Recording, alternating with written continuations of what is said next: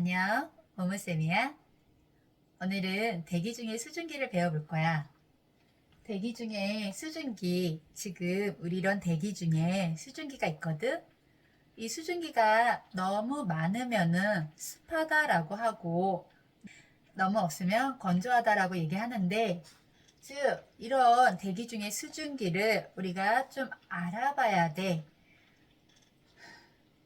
이 단원의 마지막 부분에 날씨를 종합적으로 알 건데 이 날씨에 건조하다, 습하다 이런 말이 나오거든.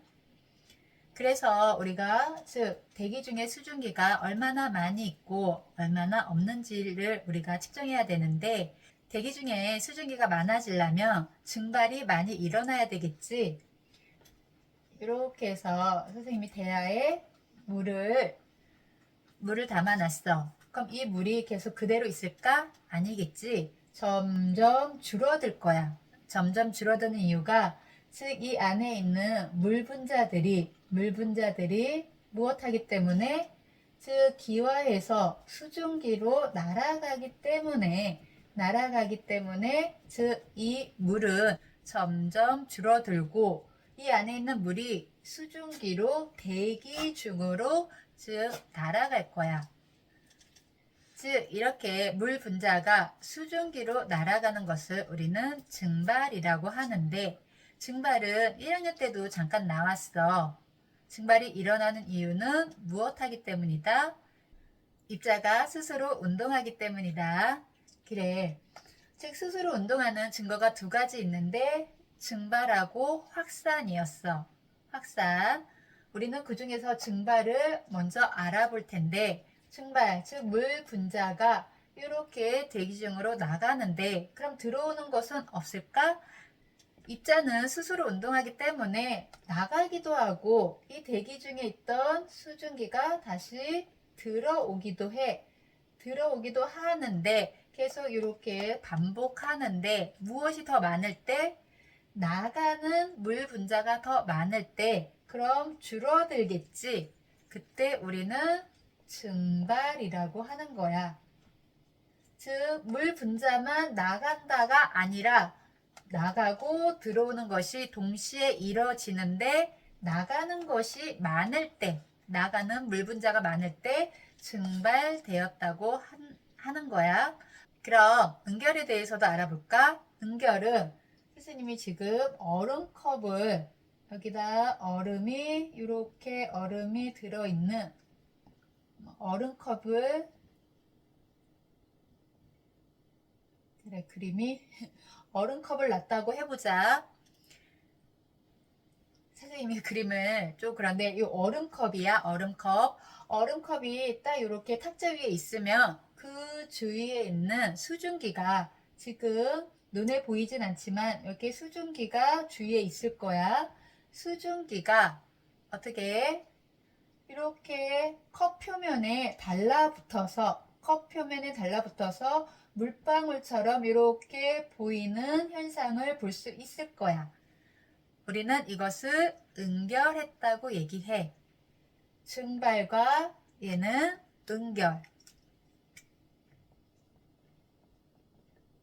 즉 상태 변화에서 증발은 무슨 현상이고 액체가 기체되는 기화 현상이고 은결은 기체가 수증기가 달라붙어서 물이 됐잖아.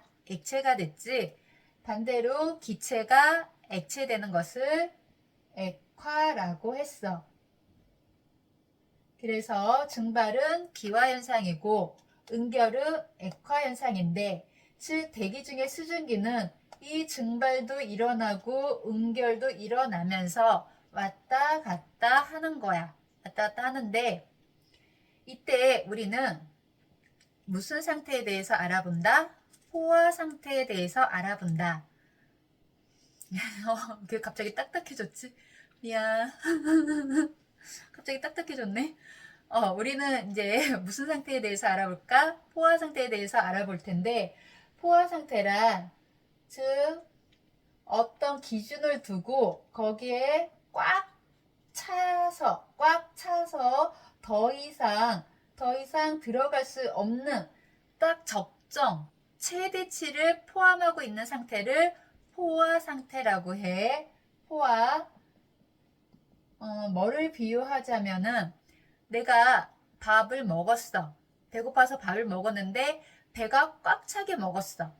그게 바로 포화 상태야. 포만감이라는 말 들어봤지? 그래, 포화 상태. 근데 거기서 더 오버해서 먹으면 오버이트가 나오는 것이 아니라 우리가 과식했다고 하지. 여기서도 과포화가 있고 불포화가 있는데 우리는 불포화에 대해서 알아보자. 그래, 포화는 적정치, 즉 최대치를 다 포함하고 있는 상태가 포화고, 불포화는 앞에 불자가 적혀져 있으면 아니란 얘기겠지. 아직 포화 상태에 이르지 않은 상태. 확 깨는 상태. 미안해. 그래, 이렇게 이제 불포화, 포화 상태에서 알아봐야 되는데, 우리가 포화 수증기에 대해서 알아볼 거야. 포화 수증기. 즉, 포화 수증기는 기준이 있어야겠지. 지금처럼 1세제곱미터 안에, 1세제곱미터 안에 각각의 온도에서 가장 최대로 포함할 수 있는 수증기 량을 포화 수증기라고 하는데, 포화 수증기량은 각각의 온도에 따라서 이미 그 양이 정해져 있단다. 그래서 포화 수증기량을 선생님이 다시 그려볼게. 다시 선생님이 그래프를 갖고 왔는데, 즉 X축을 온도라고 하고 Y축을 1kg당 들어갈 수 있는 수증기량 그람수를 우리가 계산해 본 건데, 5도에는 5.4, 15도에는 10.6 정도, 그 다음에 25는 뭐 20 이렇게 정해져서 다 각각의 포화 수증기량이 그 온도마다 이렇게 정해져 있어. 그게 요런 곡선. 이거를 조금 위에 올리자. 그래, 요렇게 즉 이게 포화 수증기 곡선인데, 온도는 즉 5도에는 딱 요만큼이 적정치, 즉 포화 상태입니다를 얘기해 주는 거고, 15도에서는 요만큼, 25도시에서는 요만큼이 적정치를 얘기해 주는 포화 곡선이야. 딱 지금 이거는 기준을 보여주는 그래프고, 우리가 어떤 공기를 갖고 왔는데 그 공기가 다 이 포화 곡선 딱 이 기준치에 있을 순 없지. 그래서 어떤 공기 상태를 갖고 왔는데 그 공기가 즉 요 아래 있다고 해보자. A라는 공기를 갖고 온 거야. A라는 공기를 갖고 왔더니 즉 이 기준치 밑에 있어. 이 기준치 밑에 있으면 우리는 이것을 무슨 상태라고 한다? 불포화라고 한다. 불포화 상태고, 그럼 이 빨간 곡선은 무슨 상태라고? 그렇지, 이 빨간 곡선은 포화 상태야. 여기는 포화 곡선이고 포화 상태. 포화 상태. 근데 지금 A라는 애가, 미안해, 애가 아니겠지. A라는 상태에 얘가 불포화 상태인데, 이 불포화 상태를 내가 포화 상태로 만들고 싶어. 내가 많이 배가 고파. 내가 포만감을 받고 싶어. 그럼 뭐 하면 될까? 먹어주면 되겠지. 즉, 그 공기에, A라는 그 공기에 수증기량을 더 첨가해주면 돼. 얼만큼? 여기가 지금 Y축이 수증기량이잖아. 그것처럼 얘도 요만큼, 요렇게, 여기 와닿게, 요렇게 무엇을? 수증기를 더 넣어주면 되고, 또는 이렇게 가는 방법도 있지만 이렇게 가는 방법도 있겠지. 포화곡선으로 이렇게 가는 방법도 있으니까, 즉 무엇을, 이번에는 X축이겠지. 무엇을? 온도를 낮춰주면은 첫 번째 무엇 해주거나 수증기를 더 넣어주거나, 선생님 좀 많이 삐뚤네. 수증기를 넣어주거나 온도를 낮춰주는 방법으로 불포화 상태를 포화 상태로 만들 수 있다. 이거는 꼭 시험 문제 나오거든. 불포화 상태를 포화 상태로 만들 수 있는 방법을 쓰시오 또는 찾으시오. 기억하자. 그래, 이렇게 불포화, 포화에 대해서 알아봤고, 그럼 이번에 이슬점에 대해서 알아보자. 과학에서는 이슬점, 점이라는 말이 나오면 온도에 해당이 된다라고 생각하면 돼. 이런 점이란 말도 어디서 들어봤을 텐데 우리가 1학년 때 녹는 점, 어는 점, 즉 물은 0도로 녹는 점과 어는 점이 같아. 그치?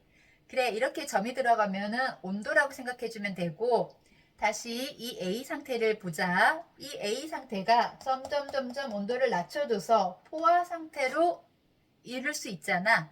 포화 상태를 이루게 했는데 그보다 더 온도가 낮아지면, 다시 여기 지금 몇 도 이렇게 보면은, 여기 그냥 얘를 15도로 할게. 얘가 15도까지 내려서 A 지금 불포화 상태를 포화 상태로 만들었어. 포화 상태로 만들었는데 더 낮춰질 수 있잖아. 더 낮춰지면 무슨 현상이 일어날까? 그때는 이제 아까 앞에서 배웠던 응결되기 시작해. 물방울로 다시 보이는 거지. 이렇게 응결되기 시작하는 그때의 바로 그 순간의 온도, 그 온도를 우리는 이슬점이라고 얘기한다.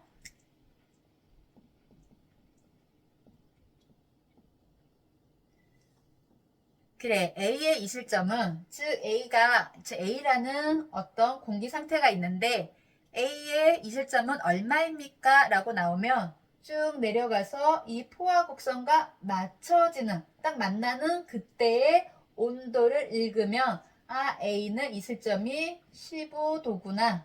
15도부터는 얘 15도 이하만 조금만 낮춰줘도 얘는 응결되기 시작하는구나 라고 생각하면 돼.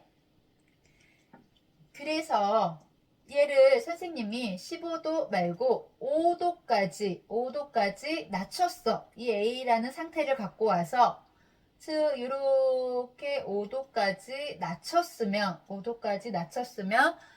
응결된다고 했잖아. 그래서 그때 응결량을 물어보는 문제가 나올 텐데, 응결량은 즉 내가 갖고 있던 수증기 아직 불포화 상태니까 공기 중에 아직 액체가 아닌 기체로 존재하고 있을 거야. 그런데 온도가 낮아지다가 이슬점 이하로 더 낮아져서 5도가 되면 앞에서 했던 것처럼 물방울로 보이는데 이제 응결되기 시작한 거지.